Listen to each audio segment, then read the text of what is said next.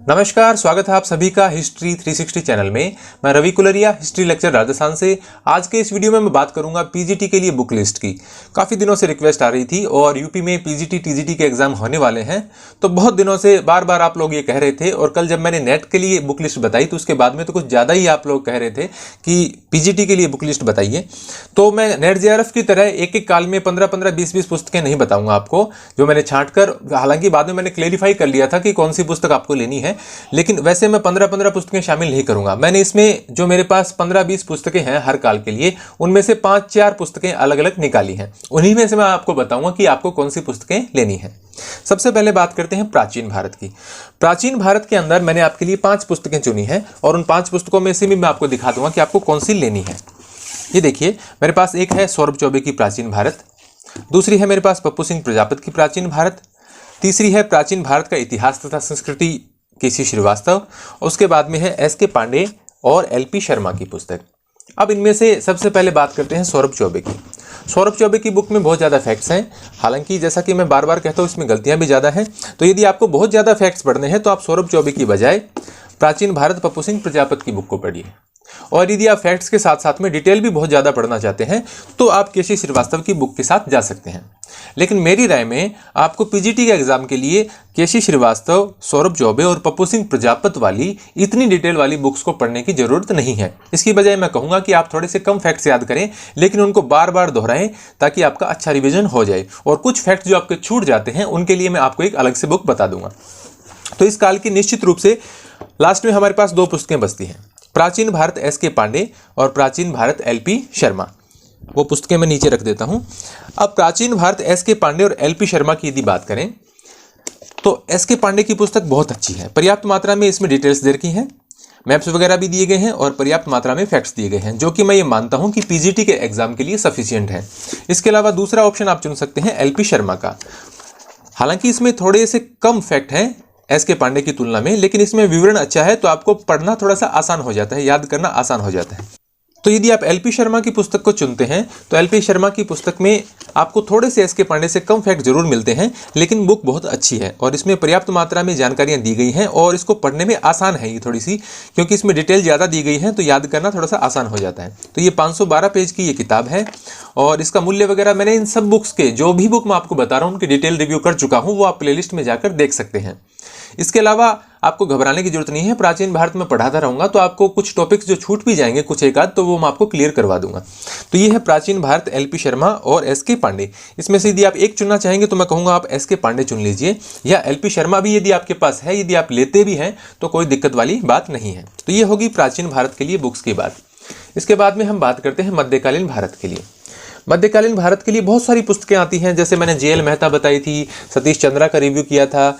इसके अलावा वो जो पप्पू सिंह प्रजापत की तरैन से पानीपत है उसका भी मैंने रिव्यू किया था बहुत, और जो हरिश्चंद्र वर्मा है, बहुत सारी डिटेल वाली बुक्स आती हैं, लेकिन उसके चक्कर में आपको नहीं पढ़ना है। पीजीटी के एग्जाम के लिए यदि आपको ज़्यादा फैक्ट्स पढ़ने हैं तो आप पप्पू सिंह प्रजापत प्लस हरिश्चंद्र वर्मा पार्ट 2 पढ़िए, बहुत अच्छी तैयारी हो जाएगी। लेकिन फिर मैं ये कहूँगा कि इतनी ज़्यादा पीजीटी के लेवल के लिए इतना अधिक पढ़ने की जरूरत नहीं है। आप पर्याप्त मात्रा में इन पुस्तकों से तैयारी कर सकते हैं, जो 4 पुस्तकें मैंने आपके सामने रखी हैं।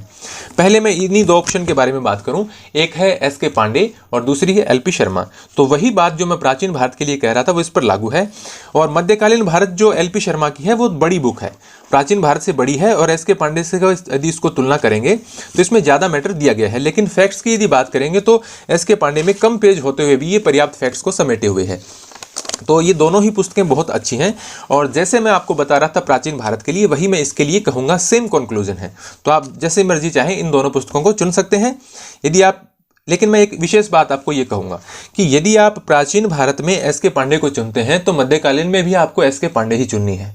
और यदि प्राचीन भारत में आप एल.पी. शर्मा के साथ जाते हैं तो मध्यकालीन भारत में आप एल.पी. शर्मा के साथ ही जाइए। या फिर आपके पास ऑप्शन और है, यदि आप एल.पी. शर्मा के साथ जा रहे हैं तो एल.पी. शर्मा से भी थोड़ा सा बेहतर ऑप्शन मेरे को लगता है डॉक्टर वी.डी. महाजन की ये बुक। मध्यकालीन भारत में 1000 ईस्वी से 1761 ईस्वी तक की तैयारी करने के लिए वी.डी. महाजन की बुक बहुत अच्छी है, और ये एल.पी. शर्मा से भी थोड़ी बेहतर है। लेकिन यदि आप प्राचीन काल के लिए एस.के. पांडे चुनते हैं तो मेरी राय में आपको मध्यकाल के लिए भी एस.के. पांडे चुन लेनी चाहिए। और यदि प्राचीन भारत के लिए आप एल.पी. शर्मा चुनते हैं तो या तो आप एल.पी. शर्मा ही लीजिए एस.के. पांडे की बजाय, या आप डॉक्टर वी.डी. महाजन की बुक लीजिए, ये उससे भी थोड़ी बेहतर है। और एक और ऑप्शन है सौरभ चौबे। यदि आप अच्छे प्रकार से फैक्ट्स याद करने चाहते हैं पर्याप्त मात्रा में, तो मध्यकालीन भारत में सौरभ चौबे भी एक अच्छा ऑप्शन है। यदि किसी के पास सौरभ चौबे है तो उसको किसी भी प्रकार को सोचने की जरूरत नहीं है। कुछ एक गलतियां हैं वो सभी बुक्स में होती हैं, इसमें भी है, कोई एक आध ज़्यादा होगी, लेकिन आप इस पुस्तक के साथ जा सकते हैं। यदि आपके पास है तो आप कंटिन्यू कीजिए, आपकी अच्छी तैयारी हो जाएगी। तो ये बात होगी मेडिएवल इंडिया की। अब इसके बाद में बात करते हैं हम आधुनिक भारत की। तो आधुनिक भारत के इतिहास में मैंने 5 पुस्तकें चुनी हैं, जिसमें सबसे पहले मैं आपको बताऊंगा पीएल गौतम और स्पेक्ट्रम के बारे में। पीएल गौतम की ये पुस्तक मेरी फेवरेट पुस्तक है। आधुनिक भारत के इतिहास की पुस्तकों में मेरी फेवरेट्स 2-3 बुक्स हैं, उनमें से पीएल गौतम की एक बुक है। बहुत अच्छी, पर्याप्त मात्रा में इसमें फैक्ट हैं और अच्छा विवरण दिया गया है। एक समझ जो बनती है वो इस पुस्तक के माध्यम से बन सकती है। तो यदि आप यूपीपीएससी की भी या यूपीएससी की भी साथ में तैयारी कर रहे हैं तो आप पीएल गौतम की पुस्तक के साथ जाइए, आपकी अच्छी तैयारी हो जाएगी। बहुत ही शानदार बुक है। इसके अलावा यदि आप स्पेक्ट्रम भी पढ़ रहे हैं तो आपको कोई ज़्यादा सोचने की जरूरत नहीं है, स्पेक्ट्रम भी एक अच्छी बुक है। साथ में आप आर्य कंपटीशन टाइम से कुछ फैक्ट्स याद कर लेना, उससे भी काम चल जाएगा। लेकिन इसके अलावा एसके पांडे है, वो भी एक अच्छा ऑप्शन है। यदि आप इसके साथ जा रहे हैं तो भी कोई प्रॉब्लम वाली बात नहीं है। अब मैं यदि मल्टीपल चॉइस क्वेश्चन के लिए 2 बेहतर बुक मेरी तरफ से आप मानेंगे तो सबसे बेहतर है डॉक्टर एसके गुप्ता और परीक्षा मानी। हालांकि मेरे को इन दोनों से पीएल गौतम की पुस्तक कहीं ज़्यादा अच्छी लगती है, लेकिन यदि जहां तक फैक्ट्स की बात आए, मल्टीपल चॉइस क्वेश्चंस की बात आए, तो मैं इन दोनों पुस्तकों में से ही एक पुस्तक का चयन करूंगा। तो आप या तो परीक्षा वाणी ले लीजिए या आप डॉक्टर एसके गुप्ता की आधुनिक भारत ले लीजिए। तो आधुनिक भारत के लिए इन दोनों में से आप कोई भी बुक चुन लेंगे वो आपके लिए निश्चित रूप से बहुत फायदेमंद होगी। और इन सभी बुक्स के लिंक मैं डिस्क्रिप्शन में डाल दूंगा, कमेंट बॉक्स में भी डाल दूंगा। आप वहां पर जाकर इन पुस्तकों को खरीद सकते हैं, क्योंकि कुछ पुस्तकें आपको सर्च करने से मिलेंगी नहीं। मैं उनका अमेजॉन का लिंक आपको दे दूंगा। अब इसके बाद में बात करते हैं कुछ खास पुस्तकों की। जैसे एक मैंने आर्य कंपटीशन टाइम बताया, इस पुस्तक को बताने का चक्कर ये है कि जैसे आपके पास किरण कंपटीशन टाइम है, वो आप उसके साथ भी पढ़ सकते हैं, लेकिन उससे बहुत ज़्यादा इसमें बातें दे रखी हैं और बहुत बेहतर तरीके से दे रखी हैं। गलतियां किरण कंपटीशन टाइम से कम है। हालांकि जब तक आर्य कंपटीशन टाइम का फर्स्ट एडिशन चल रहा था, मैं किरण कंपटीशन टाइम को आर्य से बेहतर मानता था, लेकिन जब से इसका अक्टूबर-नवंबर में दूसरा एडिशन आया है, उसके बाद में आर्य कंपटीशन टाइम फैक्ट्स को याद करने के लिए सबसे बेहतर बुक है। चाहे कोई भी एग्जाम आप दे रहे हो, PGT, net, JRF, assistant professor, तो फैक्ट्स को याद करने के लिए, तीनों काल के फैक्ट्स याद करने के लिए ये बुक बेहतरीन है। और यदि आप एलपी शर्मा, पीएल गौतम जैसी बुक्स के साथ भी जाते हैं तो भी आप भारतीय इतिहास आर्य कंपटीशन टाइम के फैक्ट्स याद करके पर्याप्त तैयारी कर सकते हैं। और मैं कहूँगा कि आप ज़्यादा पुस्तकों के चक्कर में मत पड़ना, प्रत्येक काल के लिए एक एक अच्छी पुस्तक लीजिए और उसके साथ आर्य कंपटीशन टाइम से फैक्ट्स याद कीजिए, बार बार उनको दोहराइए, आपको निश्चित रूप से सफलता मिलेगी। इसके बाद में एक मैं आपको बताऊंगा कि या तो आप क्वेश्चन बैंक में चुन सकते हैं, बहुत सारे क्वेश्चन बैंक आते हैं, और यदि आपके पास कोई अच्छा सा एक क्वेश्चन बैंक है तो आपको ज़्यादा सोचने की जरूरत नहीं है कि जो मैं बताता हूँ वही अच्छा होगा। यदि आपको थोड़े से नोट्स भी चाहिए और क्वेश्चन भी चाहिए तो आप घटना चक्र के साथ जा सकते हैं। यदि आपने घटना चक्र खरीद लिया है तो आपको कोई चिंता करने की जरूरत नहीं है, आप घटना चक्र से प्रीवियस ईयर्स के क्वेश्चन को सॉल्व करें। लेकिन यदि आपके पास अभी कोई क्वेश्चन बैंक नहीं है और आप वेट कर रहे हैं कि खरीदने के लिए, तो आप निश्चित रूप से यूथ कंपटीशन टाइम के इस क्वेश्चन बैंक के साथ जा सकते हैं। इसमें नोट्स नहीं है, सारे क्वेश्चन ही है और इनकी व्याख्या वगैरह है वो बहुत अच्छे तरीके से दे रखी है। और ये जितने भी 3-4 क्वेश्चन बैंक मैंने देखे हैं, दृष्टि का देखा है, ये देखा है, ये देखा है, एक प्रभात का देखा है, उनमें मेरे को यूथ कंपटीशन टाइम का सबसे अच्छा लगा है। लेकिन इसके अलावा भी यदि आपके पास एजीपी का है या कोई और क्वेश्चन बैंक है, अरिहंत वगैरह को कोई, तो भी आप उसके साथ जा सकते हैं, कोई प्रॉब्लम वाली बात नहीं है। हालांकि ज्यादा अंतर इनमें नहीं होता, गलतियां आप ढूंढने लग जाएंगे, गलतियां आपको सब में मिल जाएंगी, क्योंकि जैसा आपकी एग्जाम होती है 100 क्वेश्चन में से भी डिबेट हो जाती है 1-2 क्वेश्चन पे, तो इतने क्वेश्चन होते हैं। जैसे इसमें 10,980 क्वेश्चन है यूथ कंपटीशन टाइम में, तो डेफिनेटली कोई ना कोई क्वेश्चन आपको गलत मिल ही जाएगा।